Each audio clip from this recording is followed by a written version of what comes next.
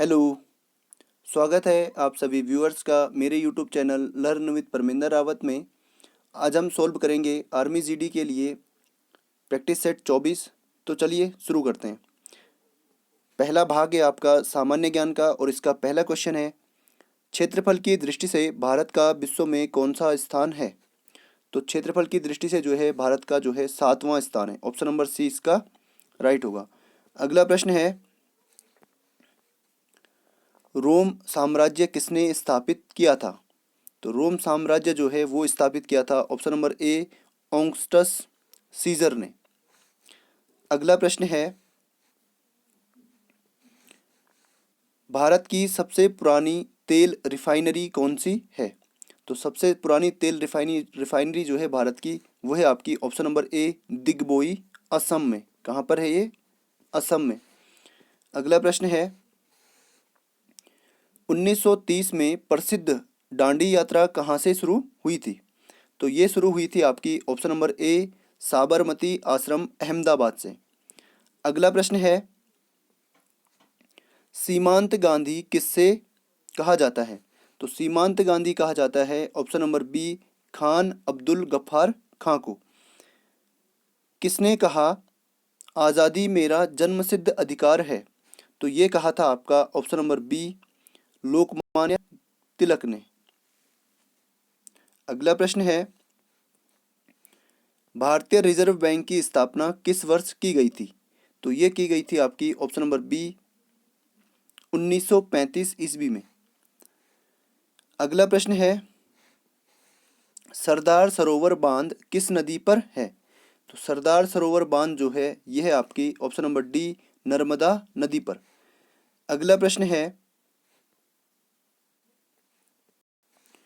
भारत के किस खिलाड़ी को पहला राजीव गांधी खेल रत्न पुरस्कार दिया गया।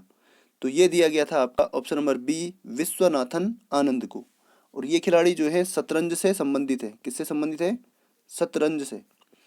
अगला प्रश्न है, पुष्कर मेले का आयोजन किस राज्य में होता है। तो ये होता है आपका ऑप्शन नंबर बी राजस्थान में। अगला प्रश्न है, विश्व में चावल का सबसे अधिक निर्यातक देश कौन सा है। तो ये है आपका ऑप्शन नंबर सी भारत। चावल का सबसे अधिक निर्यात करता है भारत। अगला प्रश्न है, नावा कालेवाड़ा उत्सव किस राज्य में मनाया जाता है। तो ये उत्सव मनाया जाता है आपका ऑप्शन नंबर डी उड़ीसा में। अगला प्रश्न है, चार शेरों वाला अशोक स्तंभ कहाँ पर स्थित है। तो ये स्थित है आपका ऑप्शन नंबर डी सारनाथ में। अगला प्रश्न है, काबुल कहाँ की राजधानी है। तो काबुल है आपकी ऑप्शन नंबर सी अफगानिस्तान की राजधानी। अगला प्रश्न है, नाटो की स्थापना कब हुई थी। तो नाटो की जो स्थापना हुई थी वो हुई थी आपकी 1949 ईस्वी में। और नाटो का जो फुल फॉर्म है वो है आपका नॉर्थ एटलांटिक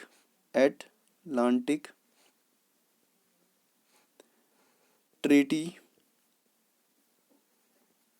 ऑर्गेनाइजेशन। तो जो नाटो की फुल फॉर्म है वो है आपकी नॉर्थ एटलांटिक ट्रीटी ऑर्गेनाइजेशन और इसकी स्थापना हुई थी आपकी 1949 ईस्वी में।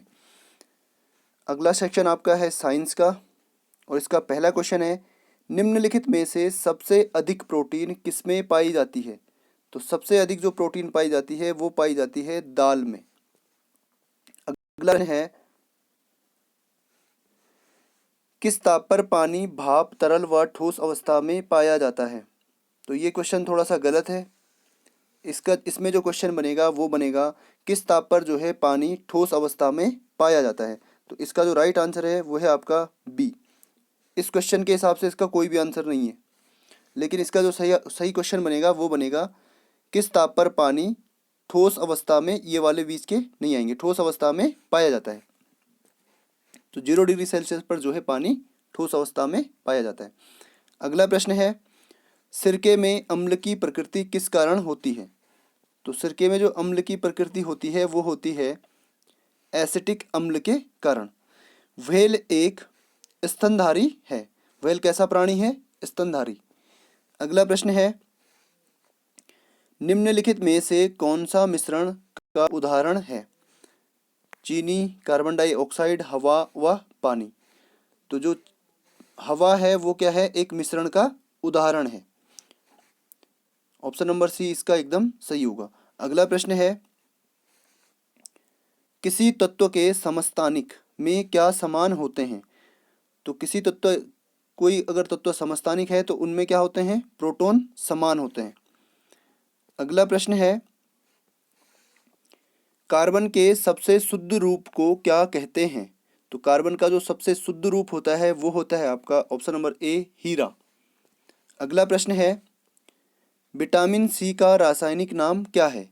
विटामिन सी का रासायनिक नाम है आपका option number C, ascorbic acid. अगला प्रश्न है, हाइडल पावर स्टेशन में ऊर्जा का स्रोत क्या होता है? तो इसमें ऊर्जा का स्रोत होता है ऑप्शन नंबर सी, पानी। हाइडल पावर स्टेशन में ऊर्जा का स्रोत पानी होता है। अगला प्रश्न है, निम्नलिखित में से कौन सा एक अल्प विकसित अंग है? तो अल्प विकसित अंग होता है आपका option number B, appendix. Next question है, आकाशीय पिंडों को देखने का यंत्र है? तो आकाशीय पिंडों को देखा जाता है ऑप्शन नंबर बी, टेलीस्कोप द्वारा। अगला प्रश्न है, समतल दर्पण द्वारा बना प्रतिबिंब क्या है? तो समतल दर्पण द्वारा जो बना प्रतिबिंब होता है वो काल्पनिक होता है। अगला प्रश्न है, थर्मामीटर में इस्तेमाल की गई धातु है? तो थर्मामीटर में हम यूज करते हैं पारे को, पारा या मरकरी, इसको मरकरी बोलते हैं। अगला प्रश्न है, हवा में ध्वनि का वेग लगभग कितना होता है? तो हवा में ध्वनि का वेग होता है आपका 332 मीटर पर सेकेंड, और कौन से ताप पर? 0 डिग्री सेल्सियस पर। अगला प्रश्न है, और साइंस का अंतिम प्रश्न, इनमें से कौन सा लाल लिटमस को नीला करता है? तो लाल लिटमस को नीले लिटमस में परिवर्तित करता है आपका क्षार या विष। अगला सेक्शन आपका रीजनिंग का है, और पहला क्वेश्चन आपके पास सीरीज का दे रखा है। थोड़ा सा बड़ा कर लेते हैं इसको, तो देखते हैं यहाँ पे क्या आएगा। इन दोनों के बीच में गैप है 6 का, यहाँ पे गैप है 12 का, यहाँ पे गैप है 23 और 18 41, और यहाँ पे गैप है आपका 24 का। तो 6 दूनी 12, 6 3 18, 6 चौको 24, 6 पंजे 30, आगे आएगा 30। तो इसमें हम ऐड करेंगे 30, तो 65, और 30 कितना होगा? 95। तो ऑप्शन नंबर बी इसका एकदम सही होगा। नेक्स्ट क्वेश्चन है,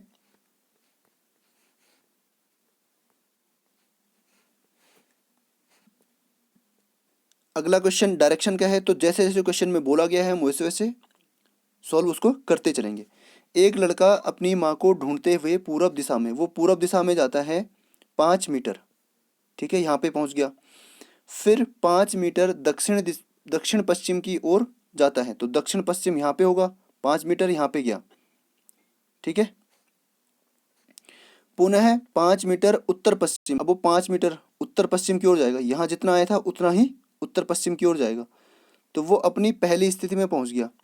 उत्तर पश्चिम कहाँ होता है? उत्तर यहाँ होता है, पश्चिम यहाँ होता है, तो ऊपर को गया वो, तो फिर से वो कहाँ पे पहुंच गया? जहाँ पे वो पहले था। तो इस समय वह लड़का अपने मूल स्थान से कहाँ पर है? तो वो कहाँ पर है? इसका जो राइट आंसर है वो है आपका ऑप्शन नंबर ए, अपने मूल स्थान पर। अगला प्रश्न है, विषम शब्द को चुनिए। पेन के लिए स्याही, ब्रश के लिए रंग, और पेंसिल के लिए लेड। तो इसमें से जो है ऑप्शन नंबर सी आपका सही होगा, ऑप्शन नंबर सी। चित्रांकनी और चार्ट जो है इसमें विषम युग्म है। अगला प्रश्न है, सी डी, इसके बाद सी के बाद आता है डी, ई के बाद ई, एफ जी, एक का गैप है, यहाँ पे भी ऐसे करेंगे, एफ के बाद आएगा जी, जी सब में है, उसके बाद जी के बाद क्या आएगा?